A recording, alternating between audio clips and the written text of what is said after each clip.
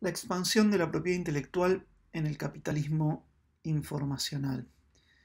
En esta presentación vamos a ver un conjunto de variables que nos permiten dar cuenta de esta expansión de la propiedad intelectual, que es señalada reiteradamente, pero a veces sin un soporte empírico. Voy a tratar de mostrarles unos cuantos datos que muestran este avance muy profundo de la propiedad intelectual, del conjunto de instituciones que hoy llamamos propiedad intelectual, y que están relacionadas con el advenimiento de esta nueva etapa, el capitalismo informacional. La presentación está organizada alrededor del análisis de las siguientes expansiones, digamos, o de las siguientes variables. En primer lugar, dos operaciones alrededor del término propiedad intelectual. Por un lado, la unificación de un conjunto de derechos y por otro lado, la propertización, es decir, llamarles propiedad a ese conjunto de derechos. Ambas cosas, contrariamente a lo que podríamos creer, son relativamente novedosas. En segundo lugar, la expansión de la legislación, más leyes o más conductas reguladas. En tercer lugar, la expansión de la litigiosidad, más juicios. En cuarto lugar, la expansión de la magnitud, el total de derechos concedidos ha aumentado fuertemente. En quinto lugar, la duración de esos derechos. Esto se verifica más en algunos derechos de propiedad intelectual que en otros, pero digamos, la duración refiere a cuánto se extiende en el tiempo la protección respecto de un derecho determinado. En sexto lugar, la expansión del alcance, quizás una de las más profundas, alcance en el sentido de que entes son comprendidos por las legislaciones de propiedad intelectual, algunos entes que antes no eran objeto de propiedad intelectual sí han pasado a serlo en los últimos 30, 40 años.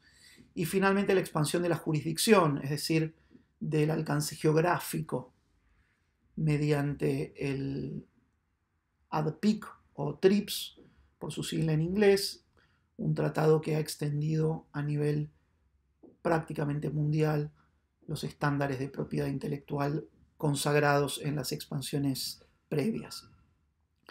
Bueno, ese es entonces el esquema de la presentación. Seguramente la dividamos en 2 o 3 videos para no extendernos demasiado con la duración de cada uno.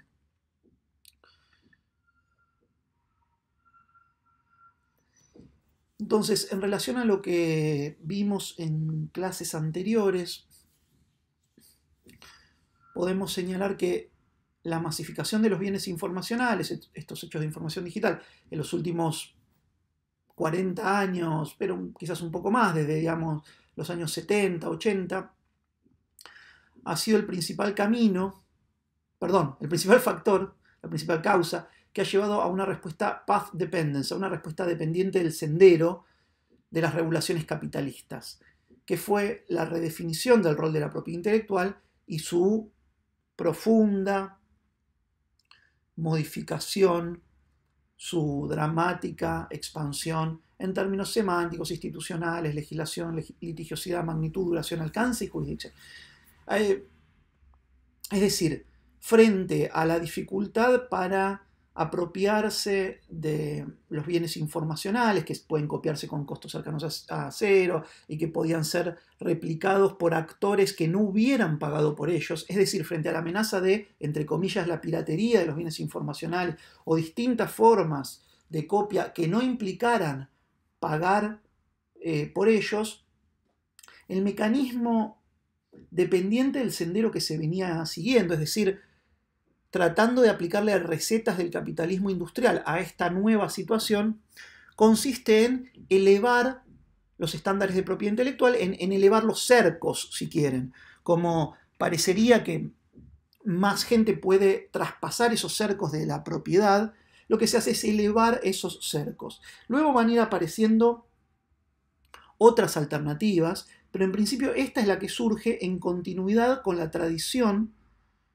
del capitalismo industrial respecto de cómo tratar el conocimiento. Para tratar de obtener ganancias con el conocimiento se ponían cercamientos, se ponían barreras al acceso, y cuanto mayor es la amenaza, más altas esas barreras, más restrictivas esos impedimentos de acceder si no se pagaba por una licencia, por un uso determinado. Entonces, esa es un poco la reacción de las regulaciones capitalistas frente al avance de los bienes informacionales, la expansión de la propiedad intelectual, y este es uno de los hitos fundantes de esta nueva etapa, ¿no? Como dice el segundo puntito, flechita, esta expansión es uno de los indicadores de la transición hacia una nueva etapa que trasciende el cambio de paradigma tecnoeconómico, como a veces se le llama en economía evolucionista o la innovación, y que cabe nombrar como capitalismo cognitivo o informacional. El primer caso, también como habrán visto en videos previos o en los textos, capitalismo cognitivo responde a autores como Roulin y Boutin, pero también Bercellone y varios otros, mientras que la noción de capitalismo informacional es propuesta por Manuel Castells, pero utilizada por Christian Fuchs y por varios de nosotros. En particular es la que a mí me resulta más conveniente. En resumen, cuando nos enfrentamos a los bienes industriales, vemos que el insumo clave en su proceso productivo es la materia y la energía. Y la forma de regulación del acceso que predomina es la propiedad física, y la etapa característica es el capitalismo industrial. Como señalamos antes, sobre los bienes industriales también se ejerce la propiedad intelectual, ¿no? Está esta doble regulación del capitalismo sobre todos los bienes, pero como el insumo clave es la materia y la energía, predomina en general, simplificando, la propiedad privada física. Por el contrario, en los bienes informacionales, en los que el insumo clave es la información digital, la forma de regulación del acceso capitalista, excluyente, dominante, es la propiedad intelectual, y la etapa caracterizada por ese tipo de bienes, en ese aspecto, digamos, económico, productivo, es el capitalismo informacional.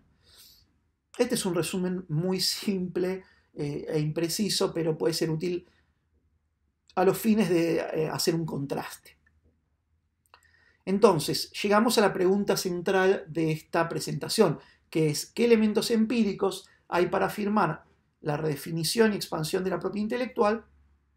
Y más todavía, no solo que hay una expansión, sino que está relacionada con estas características del capitalismo informacional, con la masificación de los bienes informacionales. ¿Cómo podemos mostrar esto empíricamente de algún modo? Bueno, voy a tratar de darles algunos elementos. Respecto del término propiedad intelectual, lo primero que hay que decir es que no era usual, hasta, digamos, 1970, llamarle propiedad intelectual a todos estos derechos que hoy tenemos reunidos en esa expresión. Como dice, esta es una cita de la Enciclopedia Británica, fíjense, de algo de divulgación, ni siquiera tenemos que ir a literatura muy especializada. Dice que hasta mediados del siglo XX, el copyright, o sea, los derechos de autor, las patentes, las marcas, los secretos industriales, eran entendidos como análogos, pero distintos, ¿no? En la mayoría de los países están gobernados por estatutos diferentes, administrados por instituciones diversas, y pocas controversias incluían a más de uno de esos terrenos. También se creía que cada uno de estos campos, cada uno de estos derechos, tenían diferentes objetivos económicos y sociales. Sin embargo, durante la segunda mitad del siglo XX se empiezan a borrar las líneas que los dividían. De manera creciente se empezó a considerar que estaban muy relacionados y empezó a utilizarse, a nombrárselos en conjunto, colectivamente, con la expresión propiedad intelectual. Cambiaron las percepciones, en parte por el crecimiento de estos derechos, el crecimiento en el alcance también, lo que hizo que se solapen, ¿no? Pero bueno, esta es una idea muy general, podemos precisarla un poco más. De paso, esto nos va a ayudar a hacernos una idea respecto de qué se trata cada uno de los derechos. De cualquier forma, ustedes tienen disponibles textos o espero videos en donde se describe de qué se trata una patente, de qué se trata un derecho de autor, un copyright. Acá lo que interesa es compararlos para mostrar las divergencias. Por ejemplo, respecto de la finalidad. Las patentes y los derechos de autor comparten en sus justificaciones la finalidad de incentivar la producción y difusión de, en un caso, avances tecnológicos y en el otro de el arte, la cultura, etc. Ya hay una diferencia ahí, pero los ponemos los dos en verde porque está esta idea de los incentivos. Ahora, en el caso de las marcas y los secretos industriales, por ejemplo, se trata más de, en el caso de las marcas, proteger el mercado y evitar engaño a los consumidores. En el caso de los secretos, proteger secretos valiosos en términos comerciales. Pero no es incentivar la creación de algo nuevo, sino proteger algo que ya existe, ¿no? En otros, como el right of publicity, el derecho a la imagen pública, los conocimientos tradicionales, también tenemos finalidades distintas. Entonces, por lo pronto, separando muy simplemente, hay dos tipos de finalidad y no es muy claro por qué habría que unificarlos, llamarles del mismo modo. Respecto del área social de aplicación, mientras que las patentes se asocian con la economía, el derecho a autor claramente se asocia con la cultura, hasta, bueno, que luego se produjo un agregado con la aparición del software, pero en principio era claramente del área de la cultura, al igual que los conocimientos tradicionales. Pero bueno, tenemos nuevamente en marcas y patentes el área de la economía. Tenemos esta división entre economía y cultura que de algún modo se vincula con la que quizás conozcan entre un agrupamiento de derechos de autor y derechos conexos asociados a la cultura y otro de propiedad industrial, donde están patentes, marcas, secretos industriales, etc. La fuente jurídica de derechos de autor y de patentes suele ser la Constitución, pero en otras, acá yo estoy tomando como ejemplo los Estados Unidos, varía un poco en cada país, pero digamos, la protección de marcas está vinculado al Código de Comercio, ¿no? En el caso del derecho a la imagen pública, está asociado al derecho a la privacidad también. La duración, fíjense, que distinto, porque suele decirse que la propiedad intelectual son derechos monopólicos acotados en el tiempo, y eso es así claramente para las patentes que duran 20 años, lo es también para el derecho de autor, para el copyright, pero que dura 95 años en el caso de la titularidad de las empresas o 70 años luego de la muerte del autor en el caso de la titularidad individual. O sea, es bastante más extenso, uno puede decir es acotada, pero larguísima. Sin embargo, las marcas y los secretos industriales tienen una duración que puede ser perpetua, infinita, etc. Dentro de los derechos de autor también tendríamos que decir que los derechos morales tienen una duración que es perpetua. Entonces, no es clara esta cuestión de... No comparten estos derechos una característica respecto de su duración acotada o tampoco perpetua, ¿no? Hay una situación de heterogeneidad, que eso es lo que me interesa subrayar en todo este cuadro. Son derechos heterogéneos. En el caso de las bases de datos, cuando aparece ahí en este cuadro se refiere a bases de datos originales, ¿no? A bases de datos no originales. Las originales están contempladas dentro de derecho a autor. Las bases de datos no originales pueden tener una protección de acuerdo a una legislación de la Unión Europea que creo que es del año 1996. No importa entonces estos detalles, lo que interesa acá son los colores y que hay diversas situaciones de estos derechos de propiedad intelectual que dificulta llamarlos a todos del mismo modo. En propiedad intelectual hay una distinción a veces entre forma y contenido, que es lo que se protege. Mientras en las patentes se protege el contenido, digamos, el mecanismo técnico que gobierna un artefacto, por ejemplo, en derechos de autor o en copyright, lo que se protege es la forma, no se protege la idea de, por ejemplo, una historia de amor entre dos jóvenes que son hijos de familias enemistadas. Se protege una redacción determinada de eso, ¿no? Se protege una obra, es decir, la expresión en un medio tangible. Es importante porque a veces se cree que alguien puede tener derecho de autor sobre una idea. No, lo que se puede titularizar o se pueden tener derechos, por ejemplo en la Argentina respecto con la ley 11723, es sobre la expresión concreta, sobre lo que escribiste o sobre lo que grabaste como contenido audiovisual, etcétera, no sobre una idea que está dentro de tu cabeza. Respecto a los derechos de autor, distinto es en otros derechos, como puede ser, bueno, déjenmelo ahí. En principio quedémonos con esto del derecho de autor. Respecto de las marcas, también ahí es la forma lo que se protege. En el caso del secreto industrial es el contenido. No tiene que estar, no tiene por qué estar fijo en un medio tangible. Respecto de bueno, las bases de datos y los derechos de imagen pública tenemos situaciones heterogéneas. Creación independiente es una cosa medio técnica, si se permite, ¿qué pasa si se crea algo parecido? Si esto se permite o no. Bueno, nuevamente tenemos situaciones heterogéneas, no interesa acá tanto el detalle, pero no son derechos iguales en este sentido. ¿Qué nivel de originalidad o de creatividad hace falta? Bueno, hace falta superar un umbral en el caso de las patentes, del derecho a autor, pero no hace falta en el caso de las marcas, en el caso de las bases de datos no originales. Tipo de penalidad, de castigo, digamos, ¿qué pasa cuando hay una infracción? Bueno, en el caso de las patentes es civil, o sea, hay que pagar plata, pero no vas preso por infringir una patente. Sin embargo, en el caso del derecho de autor de las marcas y los secretos industriales, es civil pero también penal, ¿no? Mientras que en otros derechos es solamente civil.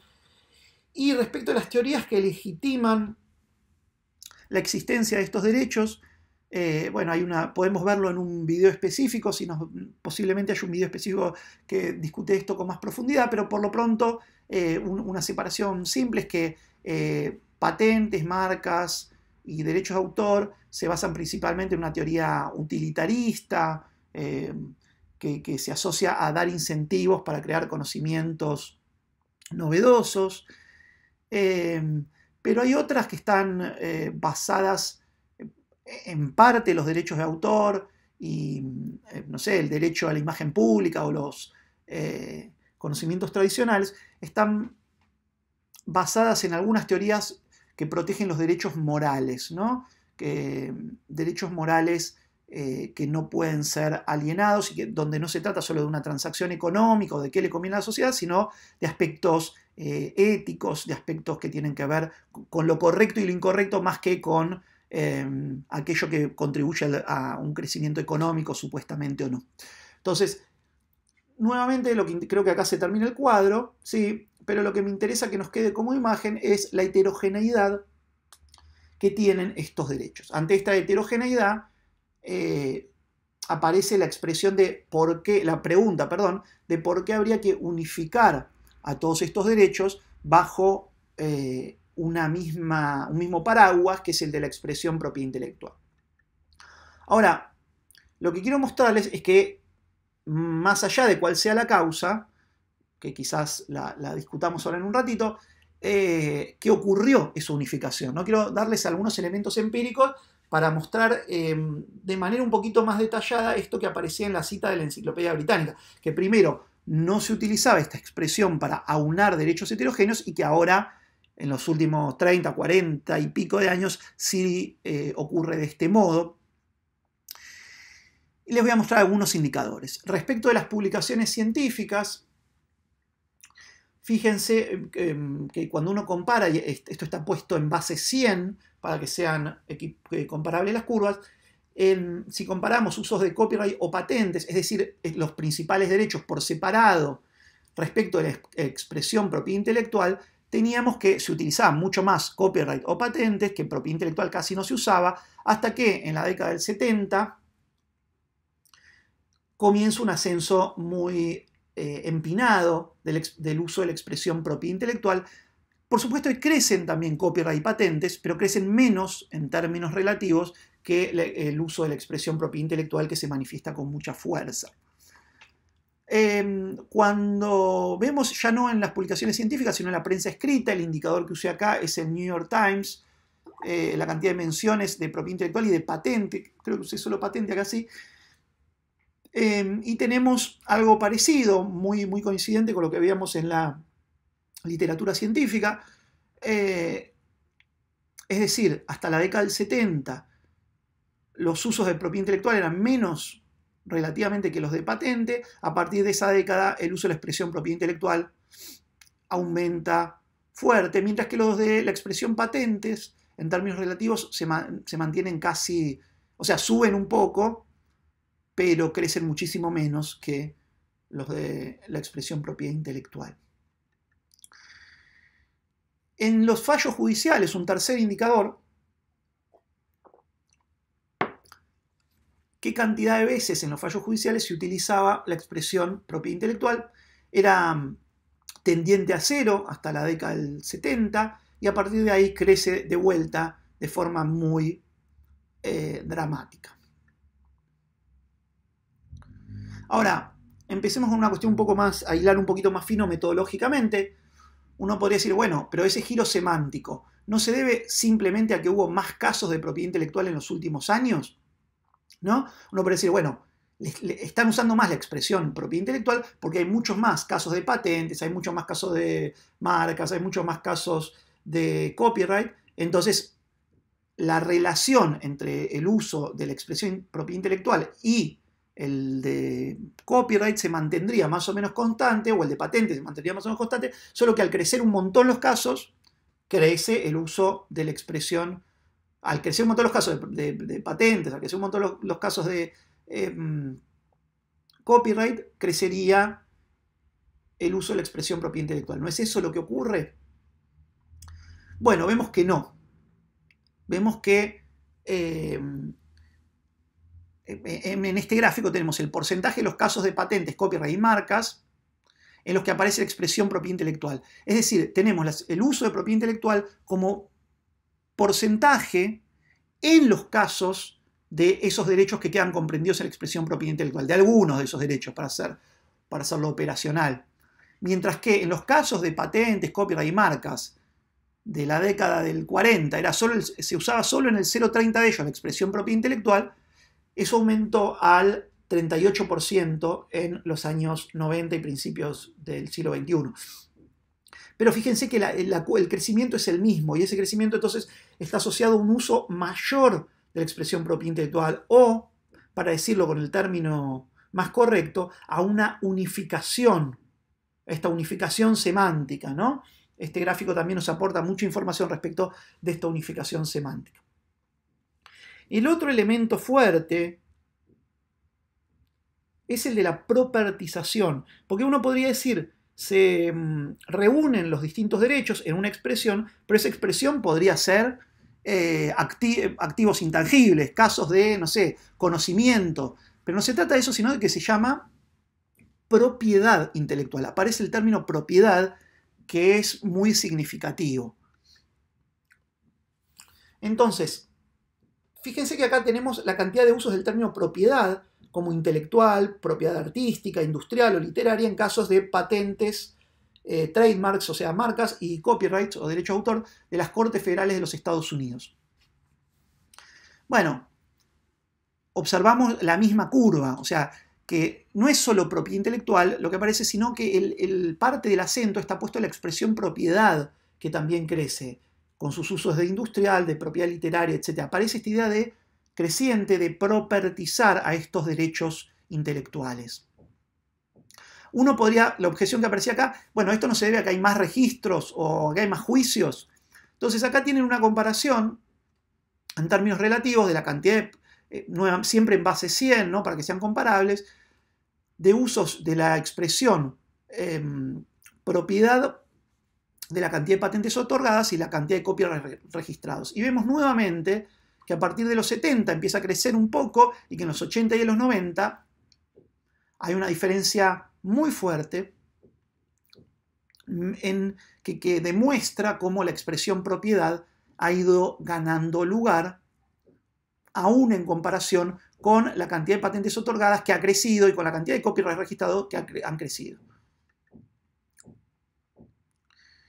Pero bueno, uno también podría hacer la objeción de, bueno, eso no está relacionado con las demandas, no es que como hay más lawsuits, más juicios, más demandas, por eso se usa más la expresión propiedad. No, vemos lo mismo. Si vemos las demandas por copyright, las demandas por trademark, las demandas por patentes, vemos que el uso de la expresión propiedad en esos juicios ha crecido muchísimo. Se propertiza, esta situación.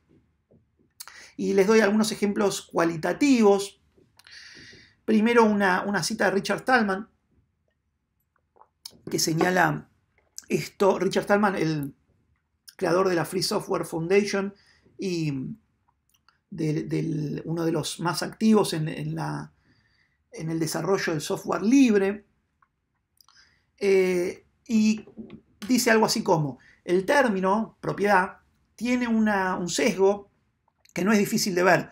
Sugiere pensar sobre el copyright, sobre las patentes, sobre las marcas, por analogía a la propiedad física, a los derechos de propiedad en los objetos físicos. Esta analogía está opuesta con la filosofía legal del copyright, de la patente y de las marcas, pero solo los especialistas saben eso. Estas leyes son de hecho distintas a la propiedad privada física, pero el uso de este término induce a los legisladores a cambiar las leyes hacia esa, para que se parezca, digamos, un poco más a la propiedad física. Desde que ese cambio es buscado, deseado por las compañías que ejercen los copyrights, las patentes y las marcas, el sesgo hacia la propiedad intelectual les viene bien, ¿no? Les queda bien, dice Stallman. La propertización se ve de forma más clara cuando contrastamos aquellas situaciones en las que se había negado para algunos derechos de propiedad intelectual que luego se han visto modificadas durante el capitalismo informacional. Entonces les presento algunos pocos ejemplos. Uno que tienen acá es de un fallo de 1917 de la Corte Suprema de los Estados Unidos en el que el juez Holmes decía esto que tienen aquí, está un poco resumido, pero digamos, la idea era que el juez señala la palabra propiedad aplicada a las marcas y a los secretos industriales es una expresión no analizada. Por ende, el punto de partida para el objeto de la disputa no es la propiedad, sino la confidencialidad, etc. Es decir, no se restaba importancia al problema del secreto industrial o demás, pero sí se señalaba con claridad que no era un asunto de propiedad, ¿no?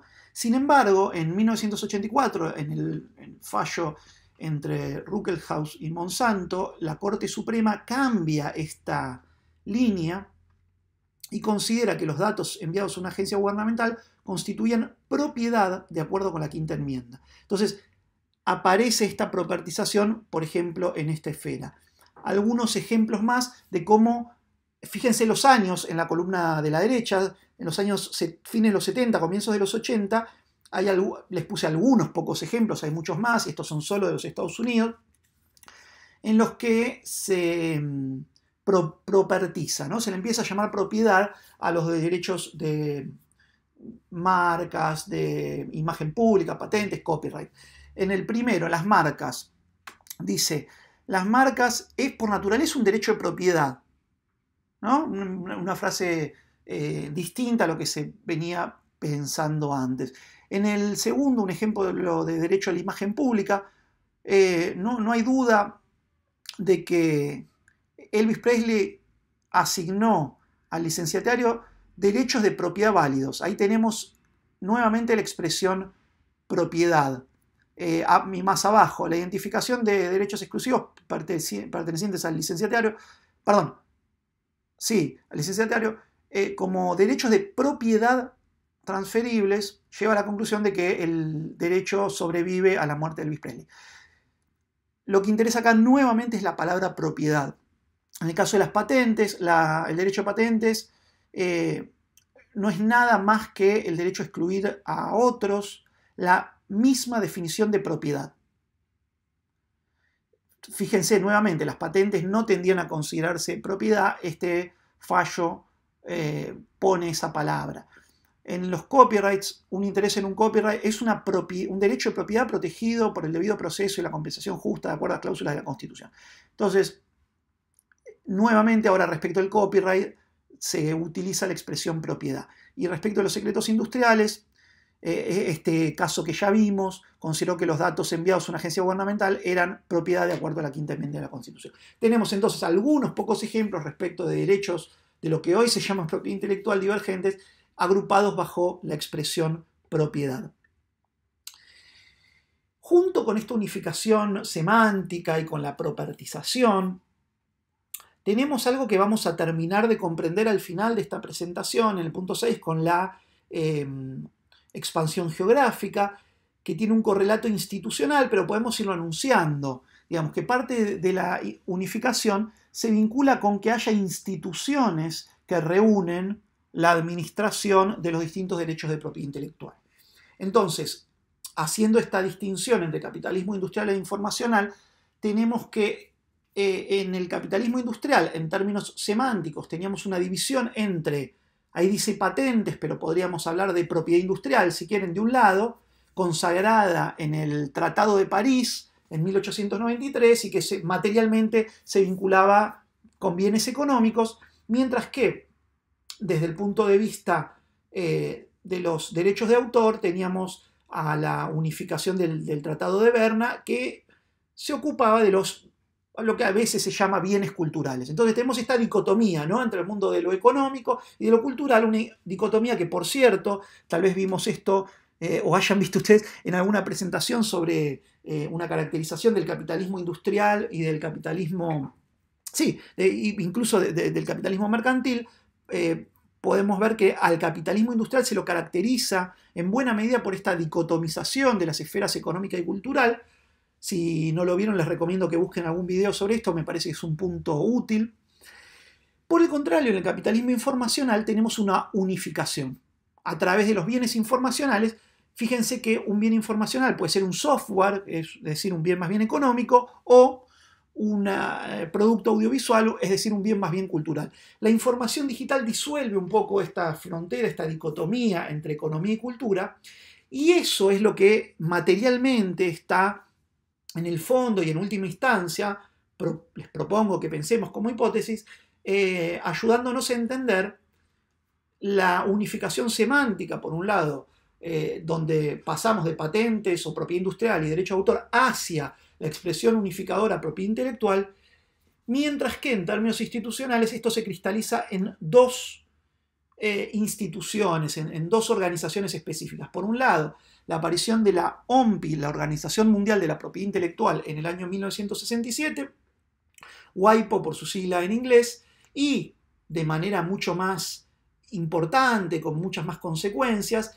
el tratado conocido como ADPIC, Acuerdo sobre los Derechos de Propiedad Intelectual Relativos al Comercio, o TRIPS por su sigla en inglés, que ocurre en 1994 dentro de la constitución de la OMC, la Organización Mundial del Comercio. Entonces, me parece importante que veamos este contraste entre el capitalismo industrial con dos marcos institucionales y semánticos, dividiendo estos bienes económicos de un lado y culturales del otro, frente a esta unificación del capitalismo informacional, que es uno de sus aspectos más característicos, que se expresa en términos semánticos, pero también en términos institucionales, y que en última instancia está motorizada por la unificación productiva que supone el advenimiento de los bienes informacionales. Vamos a, creo, a cortar aquí este video y pasar en el siguiente al punto número 2, la expansión de la legislación de propiedad intelectual.